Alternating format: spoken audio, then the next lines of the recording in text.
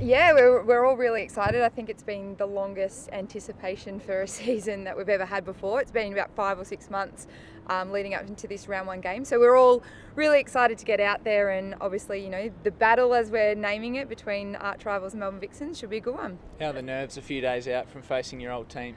Yeah, I'm actually really fine. I think obviously, I guess as a team, we're all coming from different teams. So whether it's me round one or someone else round two, we'll all be feeling that pressure facing our old teams. But yeah, we've done a lot of hard work over the pre-season and looking forward to just kind of getting out there and playing. How will you deal with the expectation? Have you guys got the most Australian national talent in the one side? Yes, yeah, we do. But I think that comes with wearing the black and white. There's a bit of pressure and obviously high expectations on us as a group. And we know that's going to be on our shoulders, but we're kind of embracing that challenge, and hopefully we can prove some people right. Is this all the official gear? Yes, yep, all the official gear. Lots of sponsors. What do you make Looking good. This new competition to start some really big rivalries, and particularly this one? Yeah, well, when I first started playing netball at the elite level, we had the 2 Melbourne teams, so I think it's great to be able to have 2 teams again, and obviously build that rivalry, have lots of Victorians playing, and kind of have the, which side are you on? Are you a Vixen or are you a Magpie supporter? So, yeah, it's great, and hopefully the fans will see a really good show on Saturday. You think there's going to be some niggle out there? Yeah, I think the first 5 minutes or even the first quarter will be full on. There'll be a lot of physicality. I expect them to come and try and biff a few of us up, but that's okay. We've been doing that against each other at training. Do you reckon it'll take a bit of time for the team to gel, considering there's so many new players? Yeah, well, one thing we've been working on is obviously building the culture. I mean, it's great that we've got some great individual players, but it's about how we blend together and combine on the court. So, yeah, that's been a bit at the forefront of our mind. So, yeah, I expect it to maybe take a few minutes to get into the game, but once we get going, yeah, the potential of this team is really exciting. Maddie, how exciting is for women's sport at the moment with the women's foot kicking off and obviously netball starting and the new look? It's great. I think for any young girl out there, there's so many opportunities to play at the elite level now. So yeah, we're embracing that. We're a little bit jealous of the crowd that rocked up to the girls' first game, but fingers crossed we'll get a sellout tomorrow, on Saturday, as well. Maddie, with the women's footy, do you think if it keeps getting stronger, do you think down the track it could be a threat to a sport like netball, taking away some of the elite talent? I don't see it to be that. I think the cream of the crop, or the elite netballers, are very, very good at what they do, and I think they'll remain in the sport.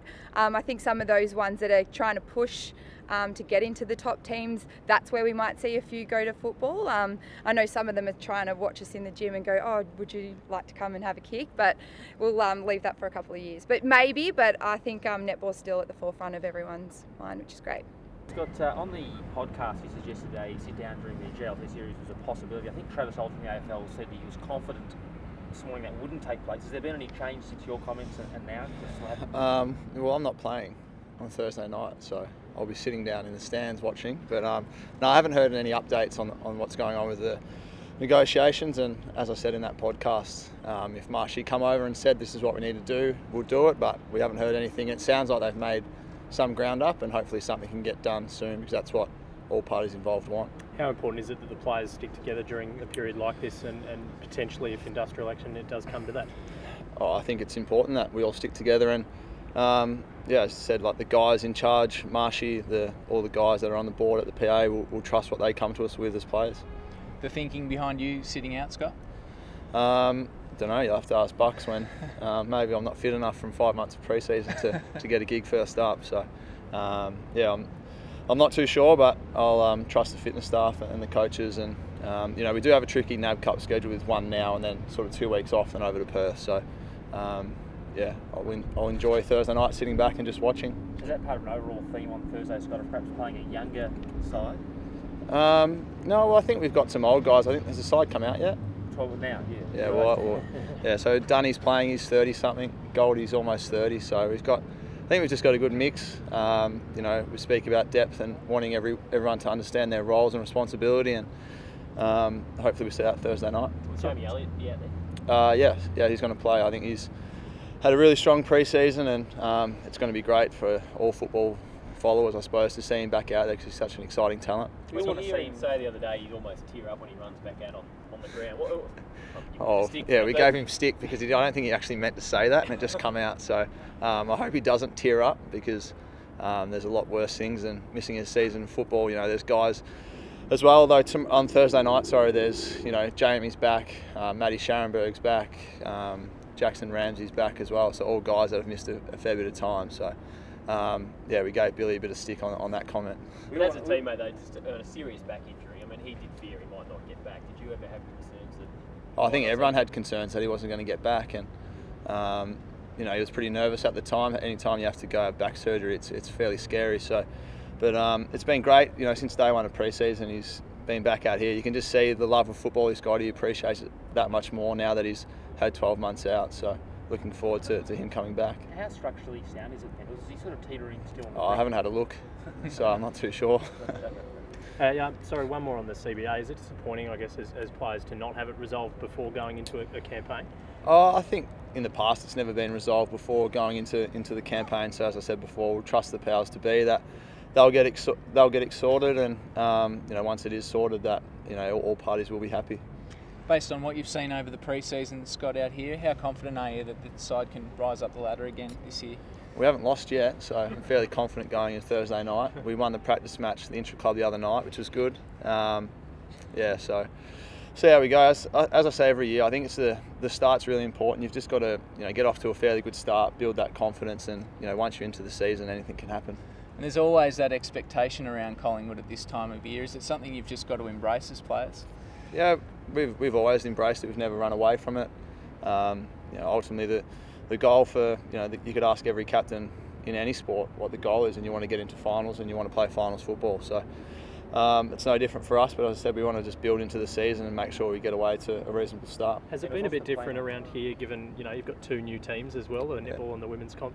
Yeah, I think it's been good. It's been the focus has been shifted, and rightly so. That, you know, women's football, the netball on Saturday night. That seems like the media is talking about more important stuff than how we trained on a Friday or how we trained on a Wednesday. So it's been good. We've probably flown under the radar a little bit, and yeah, it's been nice. What's the plan with Daniel Wells in the JLT series, Pendles? Will he probably play later, hopefully? Or? Yeah, I think he'll probably play 2 and 3, much like myself, and you know, Ben Reed's probably the same boat, and Brodie Grundy, Treloar, Taylor Adams, guys that when you check your phones, you'll realise they're not playing on Thursday night. So we'll all be playing in Perth in a couple of weeks' time. Collingwood fans are pretty excited to see the Dacos name on the team sheet. What have you made of his summer so far? Is he a bit further advanced than you might have thought?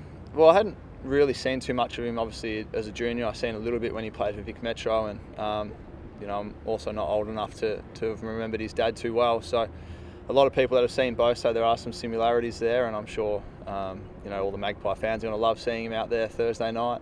Yeah, and he's played well. He's applied himself really well in the pre-season, and he's learning every day and just trying to get better. So he's fit into the program really well, like all the young guys have. Has he got a few tricks? Hopefully we see some Thursday night. He hasn't showed too many yet, so he's keeping them up his sleeve. Yeah. Hopefully. Do you agree with Easton Wood about the saturation of gambling ads? Is that sort of a concern for you, and what do you think can sort of be done about that? Oh, I hadn't heard of that. Yeah, I'm not too sure. I haven't really thought about it, so if I say something, I'll probably muck it up. So yeah, I'll just leave it.